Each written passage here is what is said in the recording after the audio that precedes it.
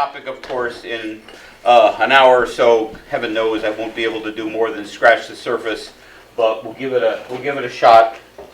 I always like to put this quote out there. Jim Horton was a professor. He passed away a few years ago at George Washington University, and he wrote several books on the subject of slavery, including with his wife Lois, the book Black Bostonians. But Jim always said slavery was not a sideshow in American history, it was the main event. And I want to begin by putting that into your head. This is not just a footnote to American history, it's one of the major determinants of American history. Of course, the whole idea of kidnapping people from Africa and bringing them to the Western Hemisphere was fueled on the desire of Europeans to make a whole lot of money by growing sugar. Sugar is, of course, something that from the lactose of our infancy and mother's milk, our taste buds are attuned to things that are sweet, but sugar is not as abundant in nature as our taste buds would like, although it's probably as much in nature as our pancreases would like, but that's another matter for another story. The point is that there was a lot of money to be made in the 17th and 18th centuries, 19th centuries, by growing sugar and later other crops, and considerable labor was needed to do it. And so early on, the habit of kidnapping people from the west coast of Africa and bringing them to the New World, as Europeans saw it. Of course, to indigenous people, it was a very old world, but to the Europeans, it was a New World, and especially in the islands of the Caribbean and then the coasts of South and North America, the opportunity was seen to make money through enslaved labor. And once the Europeans, the Spanish, the Portuguese, the English, the French, and other European powers had conquered and superficially colonized certain lands, removed many of the indigenous people, sometimes by violence, sometimes unintentionally by diseases to which the indigenous did not have any real resistance, especially smallpox, chickenpox, other poxes.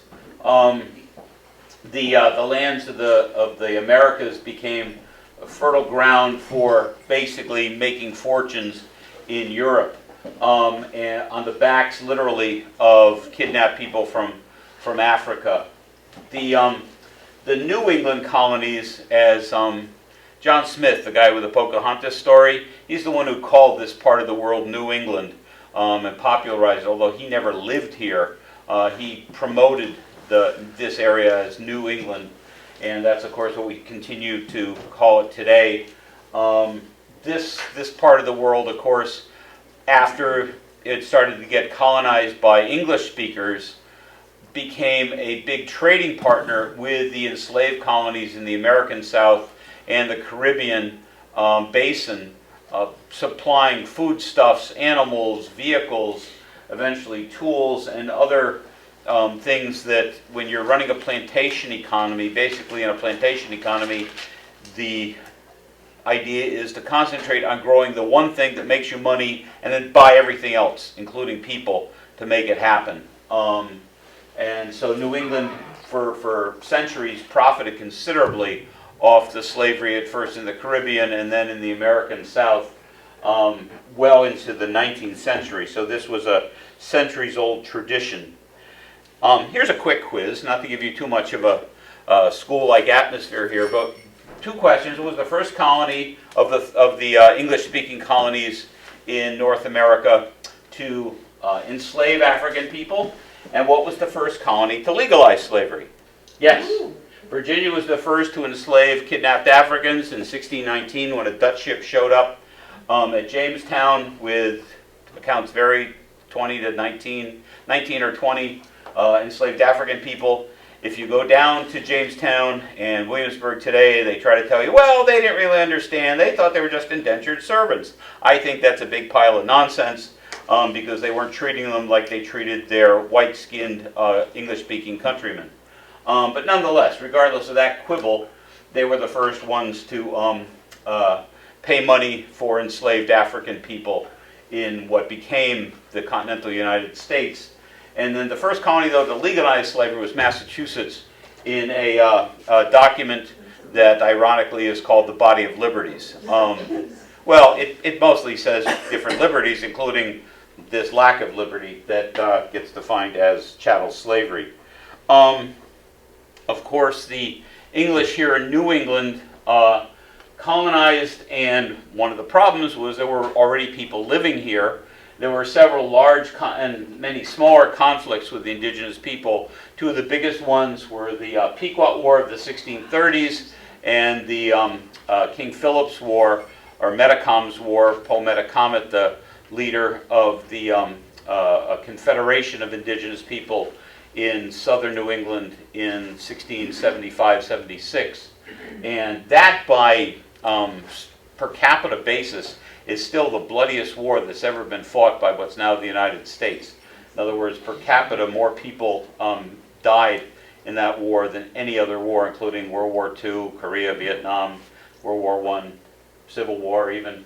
But anyway, after those wars, as people have done for thousands and thousands and thousands of years, certainly not to justify it, but as a historian to explain it, the victors decided, as Greeks and Egyptians and Romans and Etruscans and other people had done for thousands of years, they enslaved the defeated. But it's really hard to keep people enslaved on their native land when you're not necessarily in the majority. And so the expedient was used of basically selling those captured indigenous people to the sugar islands of the Caribbean, Cuba and the Lesser Antilles as well, to provide the labor to grow sugar, to make Europeans rich. And sometimes, because it was a very cash-poor economy, in other words, there's not a lot of gold and silver in around for all the business people needed to do, sometimes they didn't have the money to pay for these enslaved indigenous people. Sometimes they traded enslaved African people to New England for the indigenous people, and it was easier for the English in this part of the world to keep those kidnapped Africans in bondage than it would have been to try to keep indigenous people in chattel slavery. So basically that's how you find Africans who have been kidnapped, brought to New England as enslaved initially, was through that enslavement of indigenous people and then a trade with the Caribbean basin and the sugar plantations there. I just want to point out here that, of course, that there's a growing myth, and a lot of people who don't really look at history, if you ask them, would say, well, you know, New England never really had slavery. New England's always been mostly white people, and it's after the Civil War and after World War I and after World War II that people of color come into New England. Well, people of color have been living here long before anybody with European roots like mine showed up, but including African people were here long before my ancestors certainly showed up in the 19th century. So it's very much a myth that New England was always free and always white, because at the time of the American Revolution, I'll remind you, a revolution ostensibly fought for freedom and liberty, every one of the 13 English-speaking colonies that rebelled against Parliament and King George enslaved African people.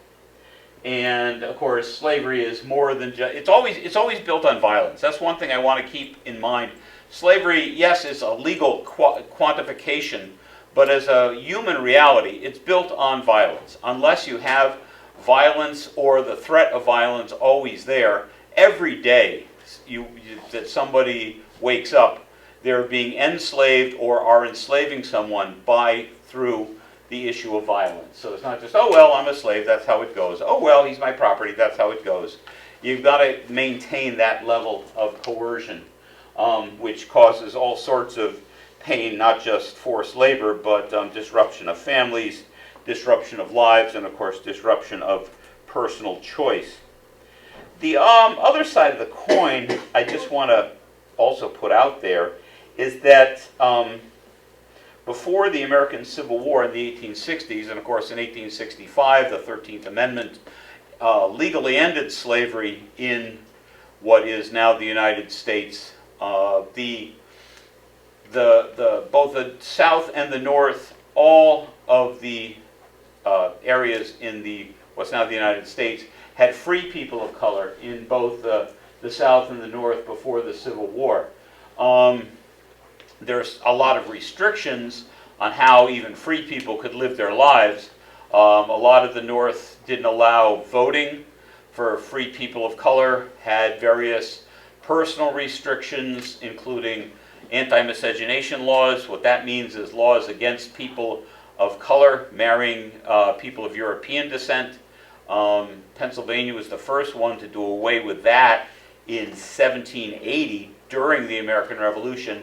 Massachusetts was next, and we didn't do away with it until 1843. And some states kept this into the mid and later 20th century in my lifetime, which now is increasingly longer from my perspective. But anyway, so in the 1800s, even after slavery had legally ended in the North, including here in Massachusetts, you still found enslaved people. Many Southerners didn't like to stay in the hot, humid, mosquito-infested, malarial-infested, yellow fever-infested South over the summer if they could afford to get away. And so very many would either themselves or send their families north to vacation. Places like Newport, Rhode Island, Northampton, Massachusetts, and dozens and dozens of other places. And those people that enslaved people in their native, pick your state, Louisiana, Virginia, South Carolina, what have you, would bring their polite term servants along with them, and just stepping on Massachusetts soil did not make them free, even by Massachusetts law. The Massachusetts Supreme Court categorized enslaved people brought with their enslavers as sojourners. That's their word that they used in the legal decisions, and so they were still enslaved. Just being in Massachusetts did not magically free anyone who was being enslaved right up until the 1860s and the 13th Amendment in 1865, although the Civil War kind of disrupted that vacationing for a few years that Southerners did in the North. But nonetheless, you had those. You also had people that had liberated themselves from enslavement and come north, but they were still legally, by federal law, not free people, and still liable to capture and extradition, legally or extra legally, to the South. And you also had people in the North that were born as free people that were kidnapped and sold into slavery in the South. There are even a couple of instances of people of pure European descent who, through other people's greed and a suntan, were claimed to be people of color and sold into slavery. In fact, you've probably heard of the Underground Railroad, a term gets coined in the 1840s, whereby enslaved people, mostly in the upper South, mostly in the border states of Maryland and Delaware, Missouri, and Kentucky, especially Maryland, escape slavery to the northern states. But there's another thing that gets called the reverse Underground Railroad, whereby people see a chance to make money and kidnap free people of color from the North and sell them into the South. And most of them then are spending the rest of their lives in coerced enslavement, and their freedom forever gone. Perhaps many of you read the book or saw the movie that came out about 10, 12 years ago, 12 Years a Slave, the Northrop story. So I see some nodding, but yeah, Solomon Northrop was one of the lucky few who, after 12 years of his family and friends' persistence, was able to escape a lifetime of enslavement. But 12 years is a blessed long time to go through that. to my way of thinking, 12 minutes is a blessed long time. But anyway, not to dwell. Tom, a Please, question. please. I'm remembering that there's a distinction between when the slave trade Yeah. was outlawed and when slavery was outlawed. What happened in between? What happens, I'm going to get to that a little later, but I thank you for doing that. If you have questions or comments or complaints or contradictions along the way, let's get them out now, because I'll forget if we wait to the end, or you might forget. So thank you for doing that, sir, because I didn't think to say that before. But anyway, the slave trade is illegalized by the United States in 1808, but it still goes on well into the 1860s. So even though things are illegal, if there's money to be made, things go on. I don't think anybody's going to be here to be shocked that a lot of things in 21st century Sterling and Lancaster are illegal. Prostitution, non-prescription sale of narcotics, speeding still goes on, and a lot of other things. Just because they're illegal doesn't mean it stops if people want to do it, or especially if there's money to be made. So the kidnapping of African people continued right into the 1860s. And especially after the American Revolution, most of the enslaved Africans that were brought to what by then was the United States after the American Revolution came on New England ships. A few on New York ships, mostly on Rhode Island ships, some on Massachusetts and Connecticut ships, a few on Maine and New Hampshire ships, and a few on New York ships, which is not New England, but pretty much northern ships. The South was busy running plantations. And again, like I said before, with the sugar plantations of the 16 and 1700s, concentrating on their one cash crop rather than ancillary businesses. And the most of the goods and the labor that the South both imported and exported was on northern ships. So that's my quick answer. Is that good enough for now? Good. Okay. So as far as the experience of both free and enslaved people here in New England, you've got very different experiences between cities and rural areas. You have a much higher concentration of people of African descent in the port cities, and port cities is redundant. Cities before the Industrial Revolution, especially by the 1820s, 1830s, pretty much means port cities. Boston, Providence, Newport, river ports like Hartford, and seaports like Portland, Maine, Portsmouth, New Hampshire, is where you find a much higher concentration of people of African descent than you find in rural areas. And that concentration of people of color leads to much more of a sense of community among people of color in urban areas that you just can't develop in the rural north, where you tend to have one or two enslaved people living in a white-headed household and being held in bondage, rather than the kind of plantation slavery that you see in the South, or for a brief while in one county in Rhode Island. But whenever you teach New England history, you always have to say, well, except for Rhode Island. Rhode Island's always got exceptions, but we're not going to beat Rhode Island to death. I will mention Rhode Island, but anyway. Now, each of the what eventually became 6 New England states, initially 4 colonies, because Maine was part of Massachusetts till 1820, and the Missouri Compromise, and Vermont was an independent republic until 1790. But all of the New England states have their own unique story of enslavement. But before we get to that, slavery is certainly a big concept.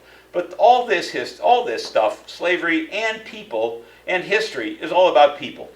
And we're people, and that's how we tend to understand the world. It's fine to talk about abstractions and stuff, but this is about people.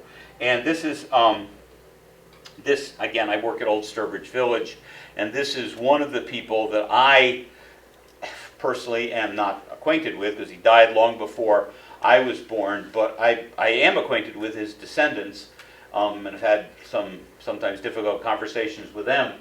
But the point is, what did a New England enslaver, a slave owner, look like in the early Republic of the United States? Pardon me? I think it's a picture of a black man. Well, that's a standard, when you look for an anonymous person thing, that's what you get on the internet. That's where I scammed half these pictures. It's not meant to be a No, black I man, it's mean, just, I think you're gonna reveal that that's No, a it's black not. man. no, it's not. It's a white man. It's a Anglo-American. His picture's on the left there. His name is John McClellan of Woodstock, Connecticut in 1965. His law office was donated to Old Sturbridge Village, and we did move it to Old Sturbridge Village. If you've been to Old Sturbridge Village, it's on our little common. It's a little building. There it is on the upper right. It was moved from 14 miles south of Old Sturbridge Village, so what, maybe 45 miles south of where I'm standing, in Woodstock, Connecticut. There's the home of John McClellan in the lower picture. It was only sold a year ago, when his most current descendants decided to move to North Carolina.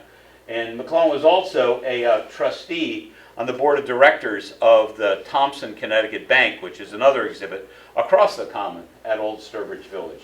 So he's someone that I feel some ashamed kinship to, because I've spent days and days and days in historic clothing, like some of you saw me last time, interpreting both his law office and the bank where he was one of the directors. But before we get into details about him, which I will shortly, I want to just give an overview of some of the ways that colonial New England slavery, before the Revolution, was different than it was from the South. Now, I'm not going to say in any way, shape, or form was slavery better. I mean, something that horrific, I don't think you can put into gradations of better or worse. I think it's just plain terrible, of course. But nonetheless, I think the way you can most easily sum it up is the American South was a slave society, and New England was a society with slavery. The difference is how essential the institution of slavery was to the economy, to the social structure of the American South, and how in the North, where it certainly was important and a part of the society could and did function without major upheavals without it.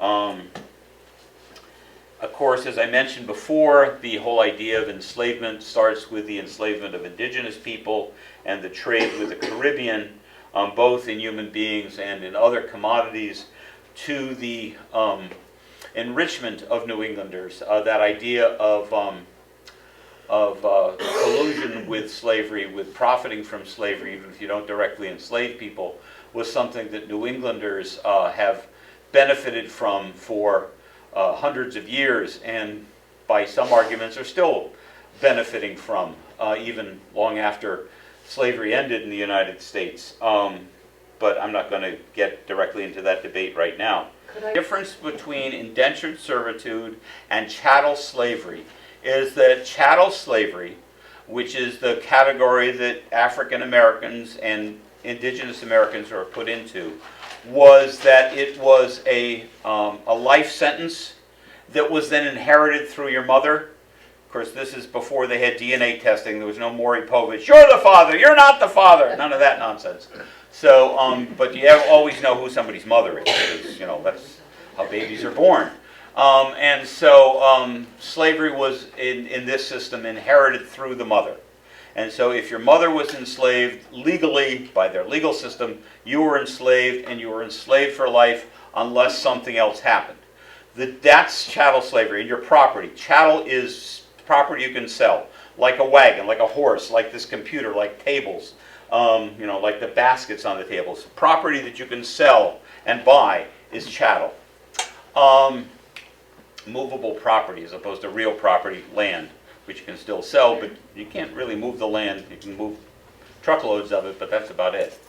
The difference with indentured servants, so thank you for bringing this up, is an indenture is a contract. So,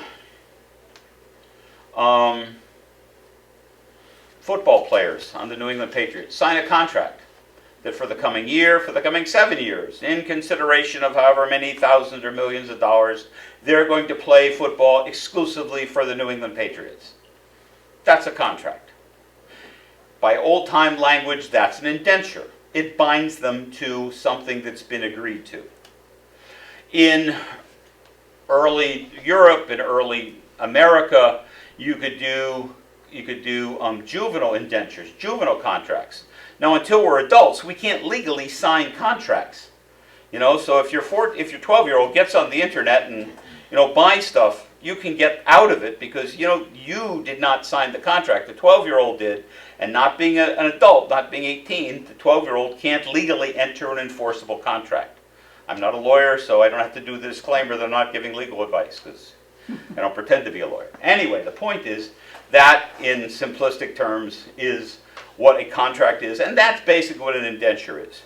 So a lot of times there were people in Europe that were either juveniles whose parents absolved themselves of parental responsibility, sometimes by dying, so they're orphans, or abandoning the kid, making them effective orphans, and so some responsible adult for them, or the parents themselves, sign an indenture, sign a contract saying, for so long, at least until this kid's an adult, is going to be responsible to Mr. So-and-so, Mrs. So-and-so, and do whatever they say. And adults can also sign themselves an indenture. They can say, okay, I want to come to America and have an opportunity to own land, which I'll never be able to do in England because of the class structure and everything else.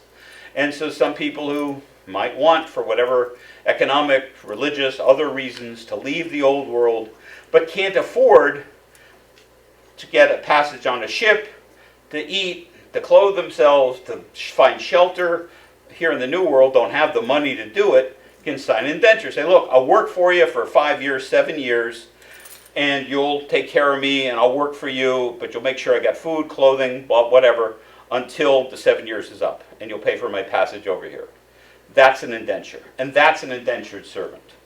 Some places like Virginia, they sweeten the deal and say, after 7 years, for your indenture, we'll give you 50 acres of land. Well, they needed that incentive because there was so much disease in Virginia that a lot of people didn't live 7 years, so they needed to kind of up the odds. But that's basically the difference between an indentured servant and an enslaved person in the American sense. I'm not getting into Roman and Greek and what slavery meant to them. It was a different thing, but we're not doing slavery in Greece. So, are we good with that? Thank you. You're welcome. Thank you for asking that.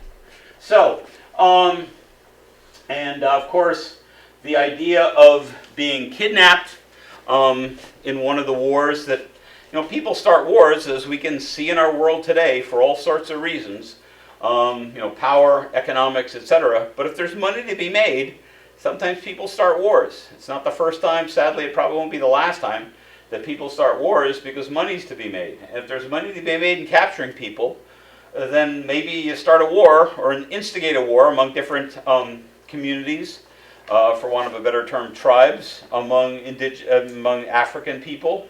And then the captives get sold by the victors into slavery, the way people have been selling captives in war, the way Europeans did here in New England during the wars with the indigenous people, the way the ancient world has been doing for thousands of years.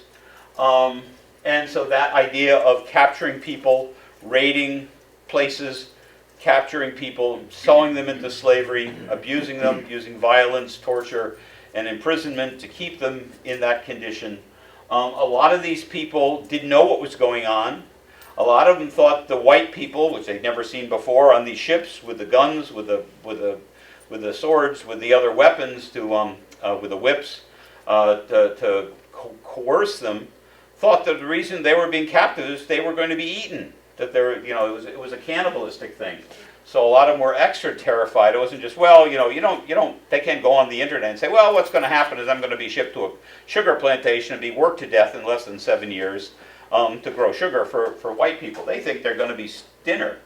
There's also that when African people end up in New England, they usually come to the Caribbean first and then end up in New England. Very, very few of people that were enslaved in New England came directly from Africa to New England. Usually there's a sojourn through the Caribbean first. Anyway, and of course, there's that idea of a whole different culture. You know, they're not speaking your language anymore. And again, you're not usually in a community anymore of people who look like you, who understand your religious beliefs, your social beliefs, and your language. And so you've got that very forced acculturation by being immediately forced into this violent, subservient role with people that don't speak your language, that don't look like you, that have a whole different view of the world than you. And I call it family slavery because, again, remember that in New England, most enslaved people were one or two enslaved people in a otherwise white household in a vastly majority white larger town or community. So that's why in New England it was more patriarchal, that idea of the family unit. I'm not saying it's better by any sense. I'm just saying it's different than the idea of plantation slavery. And so, but of course, slavery is again a matter of human interactions. There's the violence that the enslaver is doing toward the enslaved, but there's always that threat of violence that the enslaver might inflict on the enslaved might inflict on the enslaver. You know, you never know when you're not going to wake up because somebody that you've been, abusing for, months, years, however long, decides, let's put a pillow over her head, let's cut his throat, let's put something in the tea. Anyway, so there's always that two-way human interaction. And also just plain bargaining. And also all the ways through passive aggression people express their dissatisfaction, to put it mildly. And there's always that threat of being sold south. You know, if you're so difficult as an enslaved person, if you're so difficult to your enslaver, there's always that threat that you'll be sold to the Caribbean islands or to eventually the rice plantations, the cotton plantations, the indigo plantations of the American South, where basically your life is going to be a lot nastier and shorter than here in New England, as nasty as it might be. So there's always that threat hanging over that thing, and including when somebody may or may not be free. Sometimes, especially when New England started emancipating enslaved people, sometimes it was like, let's make our money now and sell this person before they're not going to be a financial asset anymore. And New England also had a preference for enslaving children. For one, it's Yankee frugality. You can buy an enslaved child cheaper than you can buy an enslaved adult because they're lower value and thus lower cost. The other thing is it's easier, I guess, or they thought, to keep someone enslaved from childhood. You could train them the way you wanted. So they get ideas of what it's like to be an independent adult. So they're more used to their situation. And of course, all that disregards black family ties, black culture, their own racial identity by always being in that unit. This is not a New England family. This is actually a New Orleans family. But in the original painting of these families, of the Fry children, their enslaved servant, to use the polite term, was in the picture originally. Later on, the black boy was painted out of the picture because they just wanted a picture of their family, didn't want to be reminded of the circumstances of their ancestors. I'm just going to go through these quickly because, like I said, New England slavery is different. It's not better by any stretch. You remember the original Puritan founders, from John Winthrop on, had a disproportionate number of lawyers. And so New Englanders, much more so than the Southerners who were the first enslavers of the American colonies, wanted to dot their I's and cross their T's. That's why they wrote the Body of Liberties. That's why they legalized slavery. Because England did not have a tradition of slavery. And after the Middle Ages, New England didn't even have serfdom anymore. I mean, Russia had serfdom, basically a slavery tied to the land until the 1860s. And a lot of other European nations, countries, principalities, whatever, had serfdom well into the 17 and even early 1800s. But that's something that the English had long in their past, and they didn't have a tradition of chattel slavery. The English used slavery in the New World, but didn't have slavery in their society. Yeah, it's something that the Europeans kind of changed. Yeah, it's different in the colonies. To synopsize it, yeah, it's different in the colonies. It makes it work for the profitability, but it's not the old world. I mean, a lot of the different European societies justified it. The initial European enslavers, the Spanish and the Portuguese, did it by saying, well, we're bringing Christianity to them. So we might be ruining their lives in this world, but we're going to save them in the next. I mean, there's other sophistries. So that's why I say in this one, the idea of Christianity, you also have the idea of the both desire that, you know, go and make of all nations disciples, that Jesus told his apostles and disciples, but also that aversion to Christianize enslaved people, because then there are brothers and sisters in Christ. They're not these terrible savages that, you know, aren't really human. So there's that sort of moral dilemma among the Euro-Americans. And you've got the idea of the Puritanism, the Calvinism, which is not a terribly, I say this in a congregational church, but it's the 21st century, you know, isn't that emotionally satisfying, and certainly not an expressive form of religion. So there was a clash there. And of course, you know, people have their own beliefs. However you're brought up, you know, you're going to keep with you. And of course, the Christians, the Puritans, see these native beliefs not as native beliefs. They see them as devil worship, apostasy, superstitions. You know, I had this argument with lots of people. I mean, this is way off the topic. I'm sorry. I know I've already been into 45 minutes into this, so I apologize. But years ago at Old Sturbridge Village, because we're set in the 1830s, we've had an awful lot of Church of Jesus Christ of Latter-day Saints, Mormons, come and shoot different films about their history at Old Sturbridge Village. Not that we have anything directly to do with Mormonism, but it's the same time period, Northern culture. And one time they're shooting a scene, not to get into too much Mormon theology, but part of the Mormon belief is that their founder, Joseph Smith, found these plates of gold inscribed with ancient writing, you know, from the angel Moroni and blah, blah. And anyway, we were shooting a scene, and the director of our marketing department at the time was with me, you know, while they're shooting the scene. And she goes, "What's going on?" I explained to her what I just explained to you, what was going on in the scene. And she started giggling, and she goes, "Well, Ann, what are you laughing about?" Sorry, I didn't say her name. I made that name up. Okay. And she, "Well, I said, "Well, it's their belief, you know. I mean, you know, if your belief is that they killed this rabbi who was a carpenter, and then he came back to life 3 days later and then rose on a cloud into heaven, somebody else might say, well, that's silly superstition. But if that's your belief, that's your belief.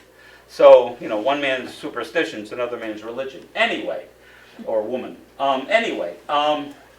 The other thing, just to lay this seed, is that skills enhance value. If you are enslaving a person, if that person is your property, the more skills they have, the more valuable they are to you.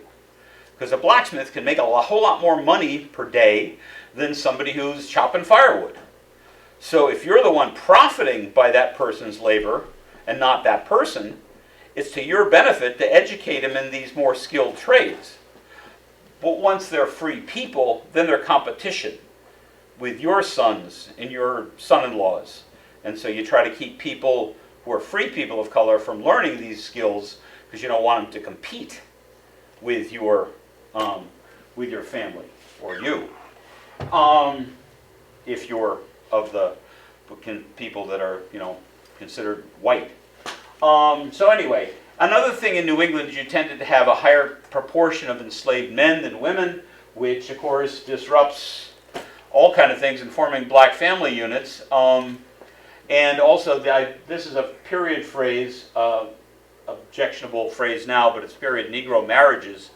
The idea that certainly people formed attachments, some more casual and some lifetime commitments, at least in their minds, but there was no legal protections or justification among any kind of union between enslaved people. And so people could be sold, torn away from their spouse, their children, without any recourse.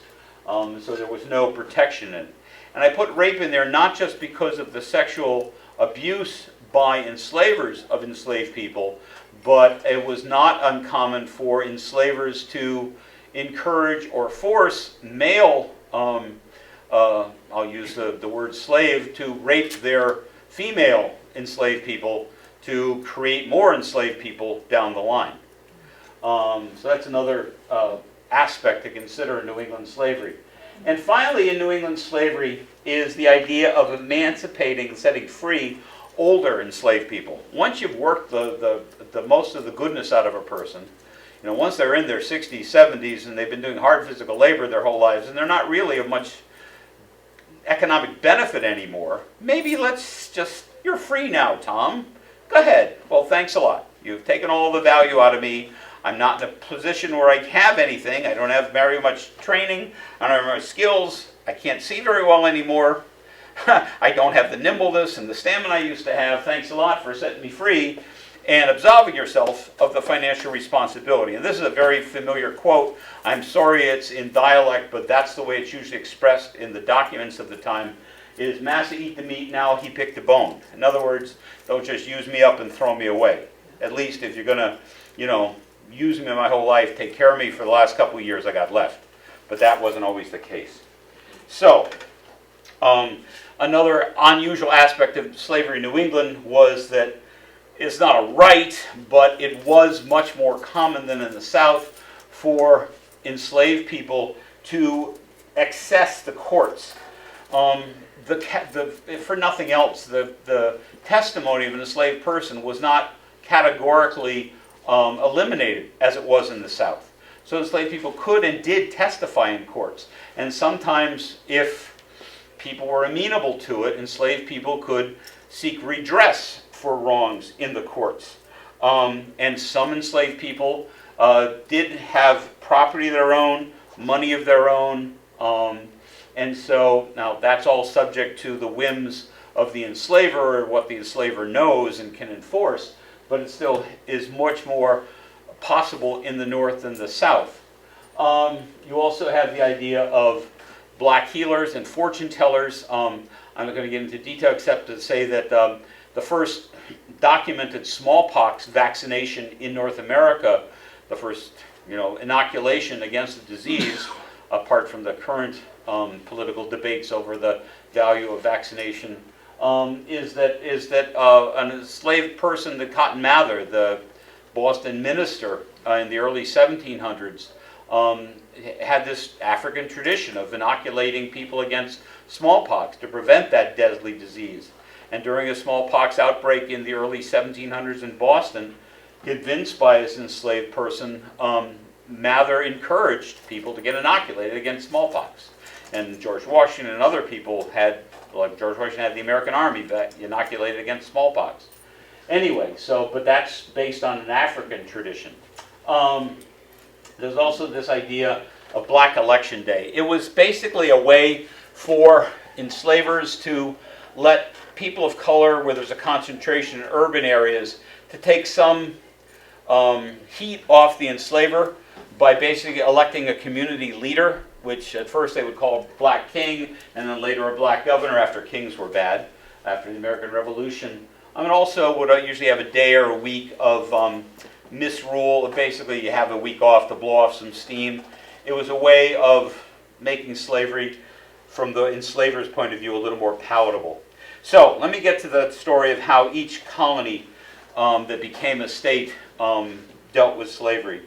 I mentioned the Pequot War in the 1630s. That's in southeastern Connecticut, and the trading of enslaved captives for enslaved Africans in the Caribbean. But another way that slavery was becoming seen a little differently in the North and the South is in the South, enslaved people were property. In the North, they're property, but they're also seen as people. By that I mean, while enslaved people don't have a lot of guaranteed rights, at least on the books, murdering an enslaved person is still murder. And the murderer, if tried and if convicted, which is not common, could be hanged for that crime. So it's different in that way than the South. The other thing in the North, I'm not going to go through all this stuff, that's a lot, but in the North, slavery increasingly became basically a status symbol for the rich. Half of your ministers, half of your lawyers, and a third of your doctors have an enslaved person living in their household. It's a status symbol. It's like driving a Bentley or a Lexus or some other expensive automobile. It's a way to show your wealth through conspicuous consumption. Of course, the slavery has a hard time justifying with the doctrines of the American Revolution, that whole idea of all men are created equal, are endowed by the Creator with certain inalienable rights to life, liberty, and the pursuit of happiness. While Jefferson wrote that, he's got 130 people back at Monticello that he's having people whipped and raped and etc. But don't get me started on Thomas Jefferson. Connecticut in 1784, the year after the Revolution ends, starts a process of gradual emancipation. We'll explain a little more in a little more context later.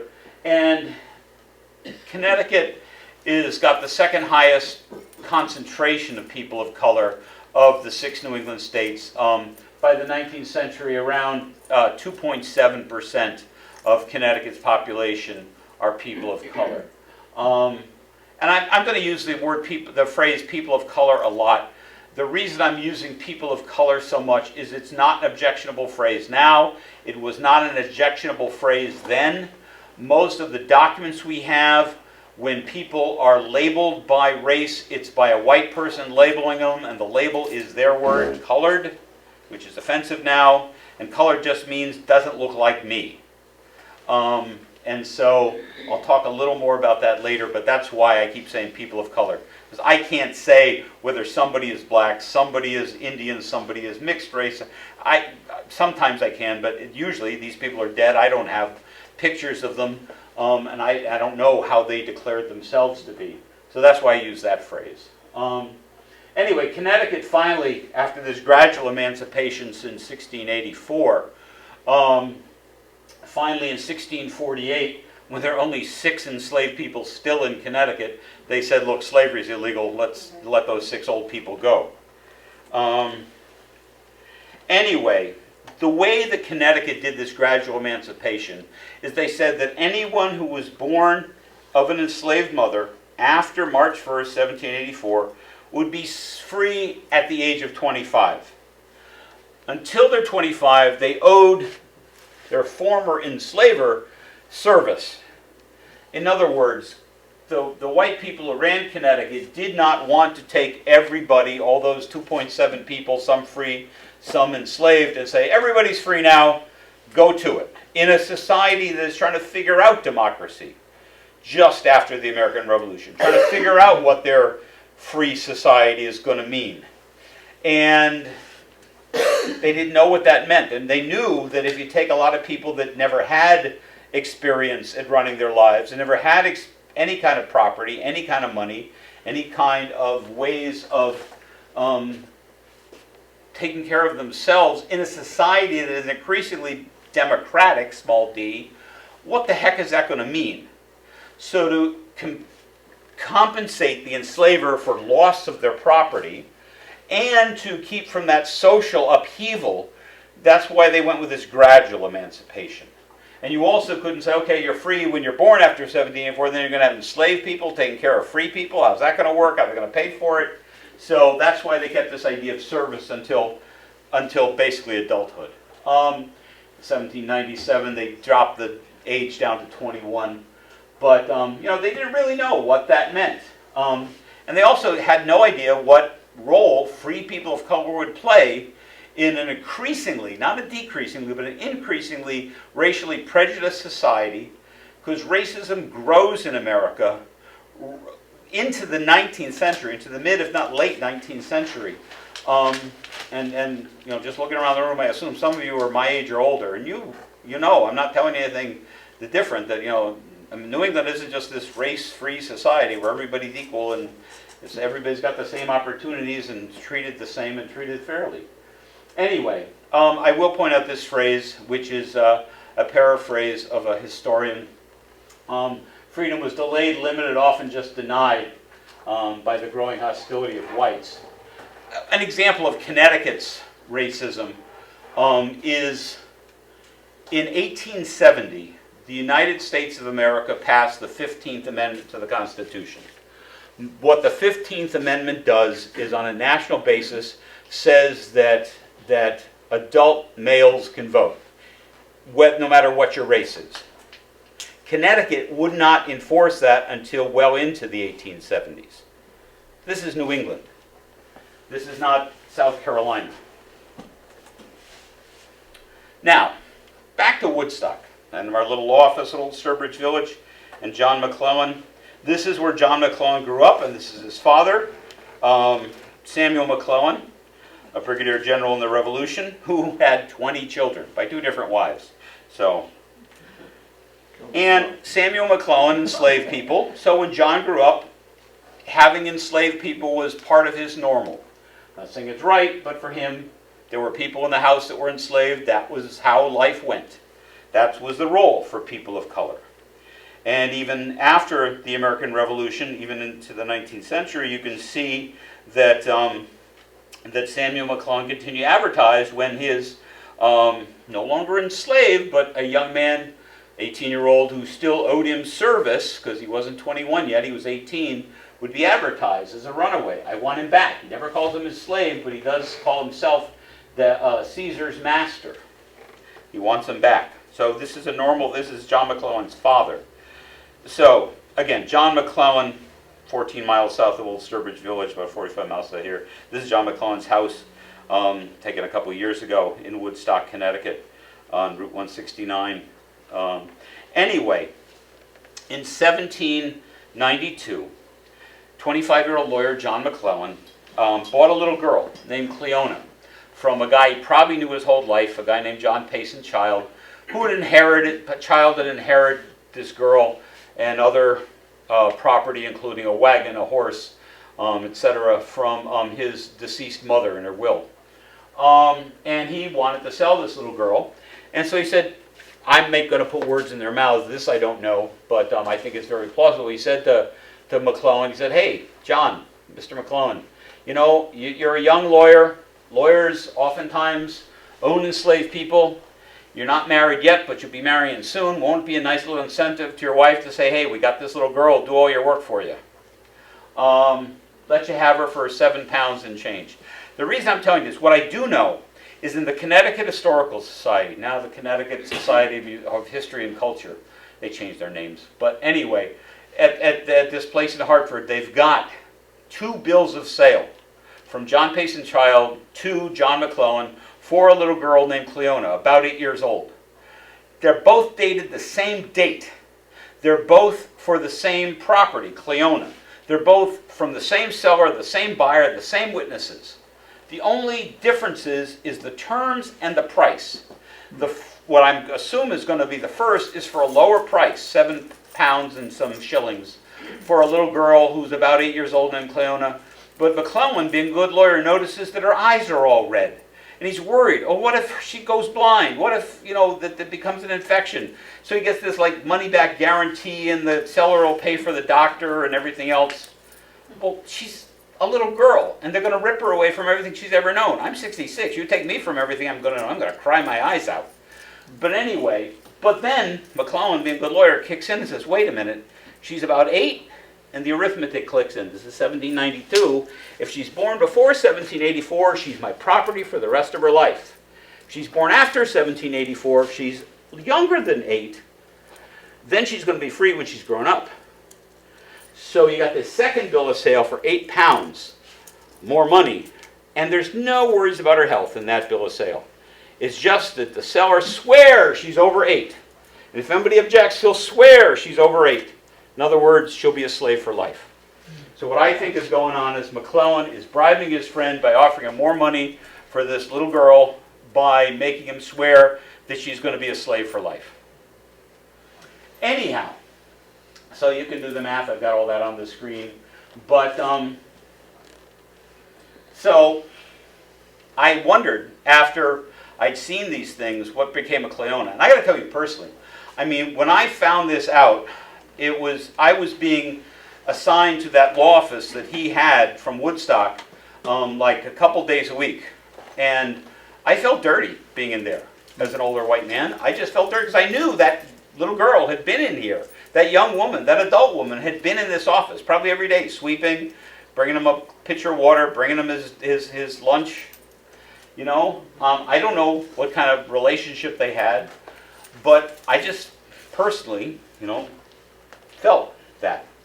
And I didn't know what happened to Cleona. After a few more years, I found out what happened. I was able to find out that in 1813, McClellan set her free. But it wasn't, oh, Cleona, I've worked you for so long, I'm going to set you up, here's some money, you're free now, go live your life. What he did was he sent her before two magistrates, one of whom was an enslaver himself. And they asked her 4 questions. Are you over 25? In other words, are you an adult? She answered yes. Are you under 45? Are you young enough to still have some working years left in you? She answered yes. Are you in good health? In other words, do you need medical care now and welfare now? She answered, I'm in good health. And do you want to be free? Is McClellan setting you free to get rid of you, to get rid of his financial obligation to you? And she said, I want to be free. McClellan then registered this emancipation with the Registry of Deeds, so there'd be a public record, so she or a government couldn't come to him and later and say, hey, this person needs help. You got to pay for her medical care, her welfare, her clothing, whatever. McClellan completely washed his hands of her.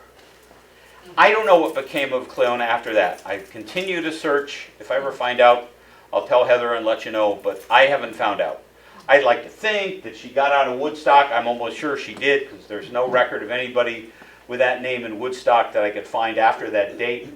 The Registry of Deeds is a register of selling of property that people pay money to have a public record of that sale. People don't have to register real estate sales if they don't want to when they sell land. It's a really good idea to do that. And nowadays, that land is so expensive, nobody really sells land without registering with the Registry of Deeds. But you've got to pay a fee for that. And so I personally have found real estate that I found the original deeds for, but for whatever reason, the person didn't bother to spend the extra money to register it with the Registry of Deeds. So there's no official record in the Registry of Deeds, but I found manuscript deeds that survive.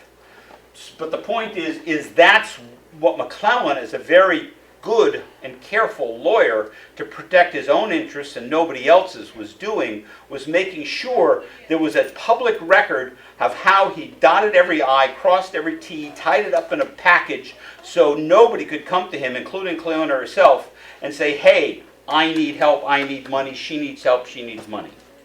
So Yeah. do we know that our towns around here, Lancaster and so on, are there records? In the I have Registry of not Deeds? looked in detail in Lancaster, but the historians that have rarely find emancipation things, because emancipation takes different form in Massachusetts than it does in Connecticut. Okay. Because Massachusetts does a different form of emancipation. It doesn't do this gradual emancipation, and so it's not something that I have ever seen anybody doing in Massachusetts. Okay. It's not an easy place to find manumission records, is in the Registry of Deeds. It's not the norm. McClellan happened to do this, and that's why I happened to find this, because he was being extra careful to cover his tracks. I'm surprised there's any records whatsoever in writing. A lot of times it is. But again, the record is because he wanted to absolve himself of financial responsibility, by my interpretation. So like I said, in 1748, Connecticut finally disallowed, water came under the bridge, and there were still 6, at this point, elderly people born before 1784 in Connecticut who were still legally enslaved. And Connecticut just said by 1848 enough, and said, you're free, let it go. And this is the last one to pass in 1857. Nancy Tony was her name. She just stayed in the house where she'd always lived, the white-headed household that she'd always lived in the rest of her life, and they took care of her by all accounts. This is a painting of her by one of the members of her enslaver's family. Obviously, she was considered a member of the family, if a second-class member. This is just a minor little thing. If you know Woodstock, Connecticut, right next door to McClellan's house is a property that's owned by Historic New England. It used to be called the Society for Preservation of New England Antiquities. It's a museum house called the Roseland Cottage. There they call it the Pink House. It was built by this guy, Henry Chandler Bowen, that ironically, to my mind, published an abolitionist newspaper. Must have been interesting mornings over the lawn. Hi, John. Hi, anyway. So you have this enslaver and an abolitionist. And a lot of times throughout the North, you find people that had been enslaved in the New England states writing autobiographies to sort of advance the abolitionist cause by telling people, reminding people in the North that this is not just a Southern problem, it's here in our own backyard, or had been recently. Rhode Island, I know I'm going long, I apologize, somebody needs to make a break for it, please. Get to Massachusetts. I will. Okay, so Rhode Island basically does the same thing that Connecticut does. It does a gradual elimination of slavery. Rhode Island had the highest percentage of people of color of any of the 6 New England states at just under 4%. And Rhode Island finally ended slavery in 1843. So, Massachusetts. As I said, the first state that legalizes slavery. I've been through a lot of this, I won't repeat it. But by the 1700s, about a little over 2% of the population are people of color. It goes down as more Europeans come into the state. Again, the irony of the American Revolution, its rhetoric, which I referred to before, about fighting for freedom and liberty, and we're being enslaved by England. And the famous writer of the first English dictionary, Samuel Johnson, in 1775, again, these are his words, "How is it that we hear the loudest yelps for liberty among the drivers of Negroes?" I think that's a very prescient question that he could ask. But slavery ends in Massachusetts not with an act of the legislature, but with a court decision. In 1753, in Framingham, Massachusetts, a little boy is born to 2 kidnapped teenagers whose enslaver calls them Mingo and Dinah. And this little boy that Mingo and Dinah have is born on a Wednesday, and they're from Ghana. They were kidnapped from Ghana in West Africa. In their native Akan language, there's a tradition of naming children after the day of the week they're born. And this little boy is born on a Wednesday. And Quack is how you say that in Akan, at least a Akan speaker told me that's how it's pronounced. My English-speaking ears might not have said that properly, but usually that name gets rendered in English as Quacko or Quack. And Quock Walker is that little boy. Quock Walker and his parents get sold to another Euro-American named James Caldwell, and he brings them to what eventually becomes Berry, Massachusetts. You know where that is, a little bit west of here. And when Quock's 10 years old, his father Mingo and Mr. Caldwell are out mowing hay. A thunderstorm comes up, they duck under a tree, lightning hits the tree, knocks it down, crushes Caldwell to death, breaks Mingo's leg. Mingo recovers, but Mr. Caldwell dies. His widow, Isabella, becomes the enslaver of the Mingo, his wife, and their children. They've had more children besides Quock. Eventually, when Quock's a little older, Mingo just walks away from his family, runs away from slavery, runs away from his family, and slavery often breaks up families one way or another. But anyway, Quock ends up becoming the property of Mrs. Caldwell. Then she marries a man named Nathaniel Jennison, and Jennison takes over the ownership of Quock. And Isabella had promised him he'd be free when he was 21. Her late husband, James, had promised him he'd be free when he's 25. But by the time Quock is 21, 25, he's now owned by Nathaniel Jennison, and his previous enslavers are dead, and Jennison tells him get back to work. Finally, when he's in his late 20s, Quock's had enough of it. He walks away, doesn't go very far, ends up at a farm run by relatives of Nathaniel Caldwell, Seth Caldwell, and John Caldwell, and gets a job. They pay him to work on the farm. They know he's a good worker. They've known him their whole lives, and all's going well for a week or so until it doesn't take his enslaver, Jennison, to figure out where he's run to. So Jennison gets some buddies, gets a stick, gets some rope, goes over, finds Quock out harrowing a field, knocks him down with a stick, beats the heck out of him, ties him up, drags him back, locks him in his barn. Well, it doesn't take the Caldwells very long to find out where Quock went to when they find the oxen standing in the field. And they basically let Quock out of the barn, and then lawsuits fly back and forth.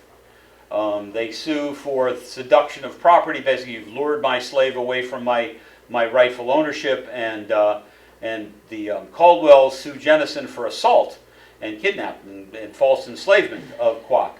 Well, this trial gets heard at the Court of Common Pleas in Worcester, and the Court of Common Pleas rules under the under the preamble of the Massachusetts Constitution. The Constitution that we Massachusetts residents still live under was written in 1780 by John Adams, and it originally read that all men are created free and equal, and blah, blah, blah. John Adams was long-winded, it goes on for a paragraph. But all men are born free and equal is the essential thing. And under that, born free and equal, Caldwell's lawyers, who are both become future governors of Massachusetts, Levi Lincoln, and the other name escapes me at this second, become precedent. And Caldwell is told, you can't enslave them. Nobody can be enslaved because they're men. They're free and equal. Done. Constitutional interpretation. So it wasn't an act of legislation, but a court decision. So both sides appeal the decision to the Supreme Judicial Court, and the Supreme Judicial Court rules that that Quock is still free, that actually the Caldwells didn't seduce him away, and they fine Jennison another 40 pounds for assault. And so he's not going well. So he appeals to the legislature to let the whole Supreme Judicial Court hear the case. And in 1783, the whole Supreme Judicial Court holds up all the lower court decisions, and basically slavery's done in Massachusetts.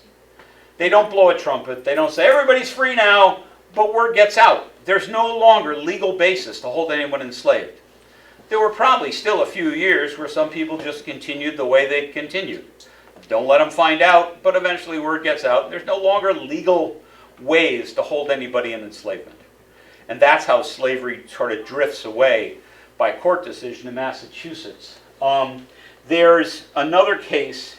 Here's the whole thing. By the way, it doesn't say that anymore. In 1976, the Massachusetts Constitution was amended to read all people are born free and equal. Part of the women's rights movement of the 1970s.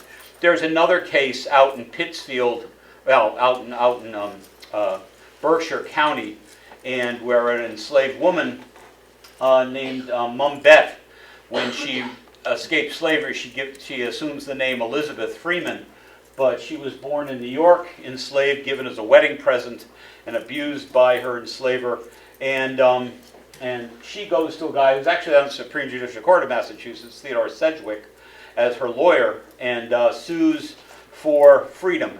Actually, most historians think that Sedgwick and his partner were looking for an excuse to test the legality of slavery in Massachusetts, and used Mum Bet and this other enslaved man named Brom, and sue for freedom. And the Court of Common Pleas in Berkshire County in Pittsfield that summer rules the same things that they ruled in Barry a few months earlier, that you're free. And her enslaver sees how this is going, and sees that the Supreme Court has said it's not going to hold, and sees that the opposition lawyer is on the Supreme Court, and so he just says, never mind, hey, come home, we'll pay you, you can be a servant. She goes, oh hell no, see this scar? You hit me with a shovel. and she goes up and actually works for her lawyer, Sedgwick, for the rest of her life. Now, 60, 70 years later, Sedgwick's granddaughter, who becomes Catherine Sedgwick, who becomes a novelist, and an abolitionist in the 1850s, imagines Mum Bet coming to him and saying, "Oh, doesn't that document they read about freedom apply to me? I ain't no critter." I think it's, stuff that a novelist made up in the 1850s, but it makes better press than less lawyers going to try it. But nonetheless, I told you how the Quock Walker case comes out. So anyway, that's what happens with slavery in Massachusetts. We'll move on. Maine was part of Massachusetts until 1820. So when slavery ended in Massachusetts, it ended in Maine. The black population of Maine in 1790 at the first federal census was less than 1%, 536 people. So New Hampshire, slavery again was a very small percentage, except in Portsmouth, of the New Hampshire story. It sort of fades away in New Hampshire. By 1840, the census only can find one enslaved person in the state. 1857, the state passes a law that no person, because of descent, should be disqualified from becoming a citizen of the state. To this day, people aren't sure if that was about slavery or about immigration, but basically slavery sort of dies away. The only legal end of slavery in New Hampshire, like the only legislated end in Massachusetts and Maine, is with the federal 13th Amendment in 1865. At Old Sturbridge Village, we have a building called the Langdon House.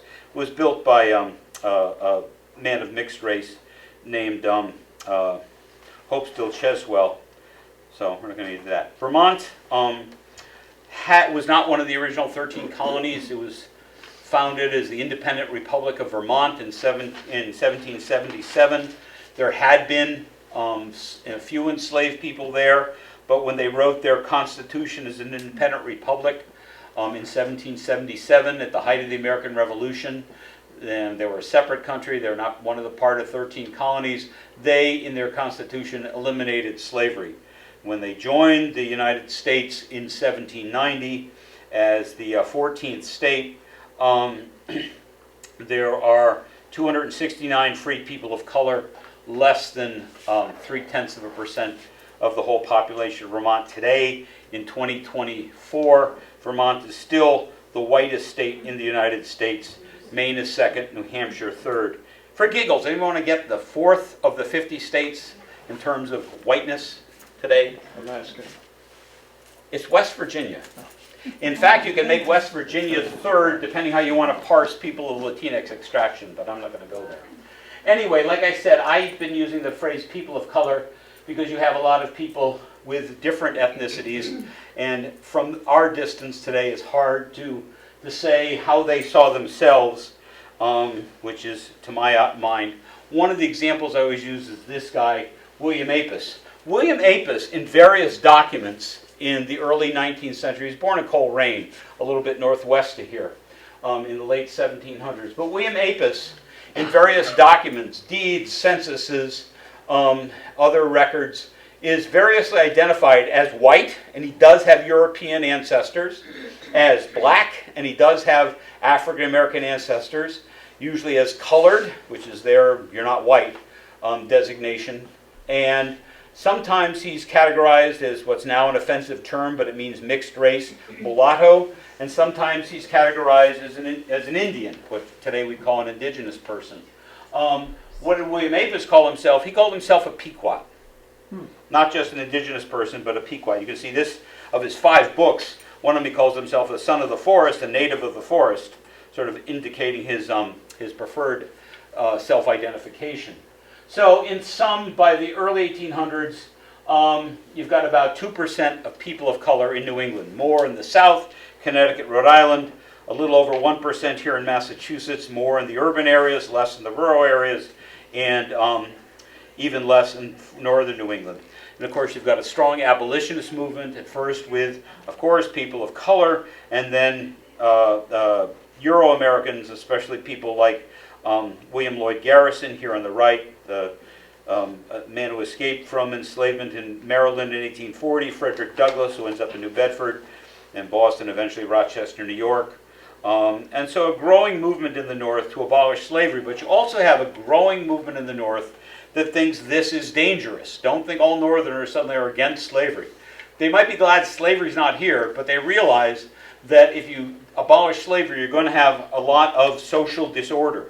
This is a quote from the New York Herald, James Bennett Gordon, in 1835. The abolitionists, a few thousand crazy-headed blockheads, have actually frightened 15 million people, that's the population of the United States at the time, out of their senses. So terribly scared are these 15 million that the ordinary operation of the laws against evildoers are thrown aside as too slow. I'll leave it to you whether you see echoes in our current political system today. But the slavery was never very profitable in the North. It may have been a social thing, it may have made money for Northerners, but it wasn't very profitable in the North. But it's always been, since the 1600s, very profitable for the North.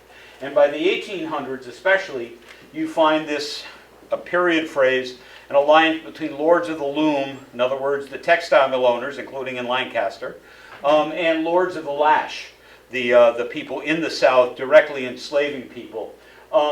Here in the North, there's a whole category of textiles that are called at the time, I'll use the more polite of their offensive terms, Negro cloth. They use another N word for the cloth as well, but it's cloth purposely manufactured for sale to plantation owners to clothe their enslaved workers. In fact, Northern people are being paid in their cottages to sew clothes, ready-made clothing, to be shipped to enslavers, to give to enslaved people, so they don't have to waste time making their own clothes, but they can get back to work in the fields, making that cash crop for the enslavers. Tools that they're using to grow the cotton, the rice, the indigo, etc., are being manufactured here in the North. The vehicles, the wagons that their enslavers are using are usually manufactured here in the North. The ships that are still kidnapping people from Africa are sailing from the North and being built in the North. So there's still a big profitability in the North. There's a wonderful book written about 20 years ago by people connected with the Hartford Courant. It's called Complicity. It's short. You can get a used copy online for a couple bucks. If you want to learn more, I can recommend that. But there's, up until the 1860s, New England, especially Rhode Island, is still sending out ships to bring kidnapped people here to the New World. A lot of way to get around the law. What they'll do is they'll bring them to Cuba. Cuba keeps slavery legal until later in the 19th century, until the 1880s. And they bring these people to Cuba, pretend they were born in Cuba, and then they smuggle them in the United States. Some of you may have seen the movie 20 years ago, Amistad, or heard of that incident in 1839, where this happened, where a ship named Amistad, which is Spanish for friendship, was transporting people that had been kidnapped on another ship from Africa, sold in Cuba. They made this sophistry, gave them Spanish names, and sold them to another side of Cuba. On that trip from one side of Cuba to the other, the enslaved people escaped, killed half of the white crew, forced the remaining white crew to sail them back to Africa. The enslaved people didn't know how to navigate a ship, but they knew they come from where the sun rises. But once the sun is down, the white people turn the wheel and sail towards the United States. So they zigzag up and down the East Coast until they run out of water off Montauk, Long Island. And some people go ashore looking for water when a revenue cutter from the United States Revenue Service, the USS Washington, captures them, brings them to New London, and the captain wants to get credit for the value of the ship and the value of the cargo, these 40 or some odd African people. Several lawsuits ensue, and eventually the state court, the federal court, and finally the federal Supreme Court rules that these people were never enslaved legally, but they are always been free people, and they deserve their freedom. And they raise money to charter a ship, the the Gentleman was its name, and bring them back to Africa if they wanted to go. Some of them stayed here, and some of them had died in the ensuing years. But anyway, this is the essential question. People were asking themselves, really, what place do free people of color have in antebellum means before the war, pre-Civil War America. For that matter, what place do they really have in post-Civil War America? For that matter, I think we can ask ourselves, what place do they really have in early 21st century America? Because you've got this idea of frustration. That's fueled in the 1800s by a big, well-publicized slave uprising in Virginia in 1831 called Nat Turner's Rebellion. Nat Turner was a enslaved preacher who led a rebellion that resulted in the killing of 57 white men, women, and children. And then you have a backlash, which is even worse. At the Nat Turner Rebellion, the Virginia legislature was so freaked out by that uprising that they actually debated in the Virginia legislature abolishing slavery in Virginia. What they did not debate was, let's end slavery and everybody can live together as brothers and sisters. What they said is, let's make slavery illegal in Virginia, and we'll make Virginia all white. Everybody who owns black people, sell them south. Let's remove ourselves personally from this problem of enslavement. The Virginia legislature didn't go that route. We know what happens. I don't have to tell you the story of the Civil War. But anyway, this is another thing that was freaking out Euro-Americans at the time, the idea of miscegenation, the mixing of the races. It wasn't that enslavers didn't often take sexual liberties with enslaved women. The issue was this white fear that would give white women, black men, access to white women. And you have abolition riots and anti-abolitionist riots and race riots across the North, including in the late 1820s in Rhode Island, a place called Hardscrabble, another place called Snowtown, where basically white mobs raided black neighborhoods, burned down houses, beat up and killed black people. Whoops, sorry, I'm almost done. So basically, black freedom was seen as a threat to white social control. And again, this is not something that we can isolate just to the 19th century. The Ku Klux Klan made a big uprising in the early 20th century, including here in the North. And it made an uprising, you remember, like 30 years ago, especially in eastern Connecticut, back in the 1980s and 90s. This is the one on the right to parade in Scotland, Connecticut. So again, like I said before, white fear, prejudice, that free people of color would be a source of social instability, immorality, crime, and public expense was a big concern to people in the North in the 1700s and the 1800s. And I purposely used 21st century images on the screen because, in my opinion, this statement can, for many people, still apply in the 21st century. I'm not trying to sell something here. I'm just telling you my opinion and how I see the world. So this is a quote by Abraham Shadd in the Third Convention of the Negro People in 1833. A deep and solemn gloom has settled on that once bright anticipation of freedom, and that monster prejudice is stalking over the land, spreading in its course its pestilential breath. There was what a lot of people in the early 1800s thought of as the respectable way to end slavery in America. It was formed in 1816 by an alliance of well-meaning Northerners and a lot of slave owners in the South. It was called colonization movement. Basically, like Virginia debated in 1831, making America an entirely white country and basically removing people of color. And I see that the format is tweaked a little bit over the words, so I apologize. But basically, it was an alliance of Northerners and slave-owning Southerners. These are all founders: Henry Clay, Francis Scott Key, Thomas Jefferson, James Madison, James Monroe, Bushrod Washington, John Randolph. Some names you may be familiar with, some not, but I hope you'd at least be familiar with several of them. These are all founding members of the American Colonization Society. The idea was to have free people of color voluntarily emigrate back to Africa. People that have been born here, whose parents and grandparents and great-grandparents have been born here, to basically decide that this country is hopelessly prejudiced. There was no place for people of color. Why don't you establish your own free, separate but equal country on the west coast of Africa? spread Christianity and American ideas to Africa, and that resulted in the nation that's still largely a social and economic and political basket case called Liberia, the capital of which is Monrovia, after one of its founders, the president at the time, James Monroe, who was an enslaver from Virginia. I'm not going to get into details of the Underground Railroad. I mentioned it and its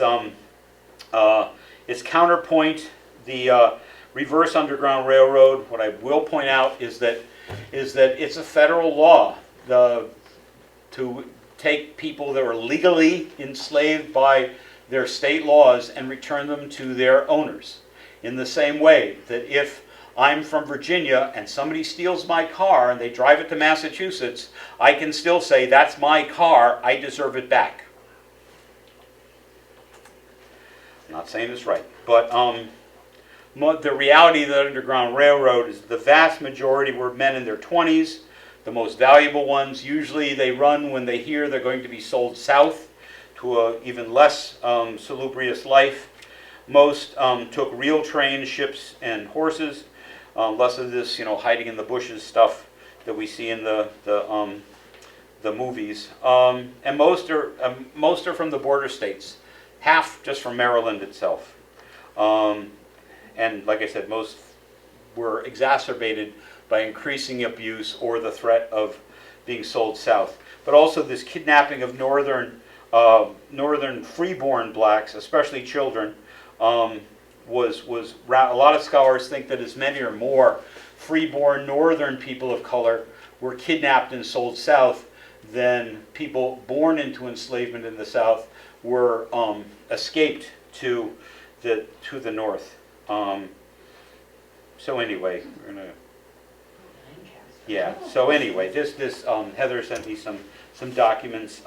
This is from history about Cuff Tindy, who lived on the Elder Farm in South Meadow Road. Was a black man.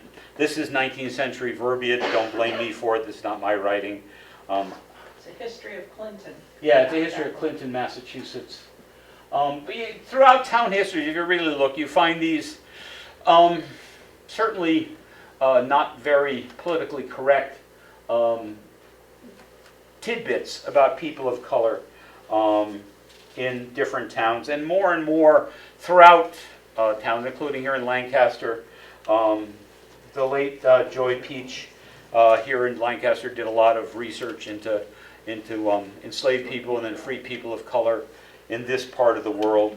And a lot of local historians continue, like I was digging into Cleona down in Woodstock, are continuing to look at the local stories of free people of color and enslaved people of color. So anyway, these are just some of the family groups here in Lancaster. So like I said, New England is still the whitest part of the country, but it's never been and is not now certainly entirely white. And so I'll wrap it up. I'm sorry I've been so very verbose. My apologies. But the damage. Yeah, you skipped a thing. I'm sorry. What? Where? There was an article in the Telegram today about the May House in Leicester. Yeah. And Yeah, that was a slavery thing. Yeah. Joseph May, the minister in Leicester, was an abolitionist, and there is some. And I know there were. And there is some thought. Yeah, I mean, interesting. and half the houses in New England that were around in 1850, people like to imagine was a station on the Underground Railroad. Most people that were conductors on the Underground Railroad were people of color themselves, because it's a lot easier to explain away, a black person in your yard, in your house. Oh, that's Cousin Harry, as opposed to black man. I didn't have a black man in my yard, So, and you find it much more in urban areas than rural areas. Not that it didn't go on, but yeah, Reverend May in Leicester was an abolitionist. So anyway. Well, thank you very much. Thank you for your patience.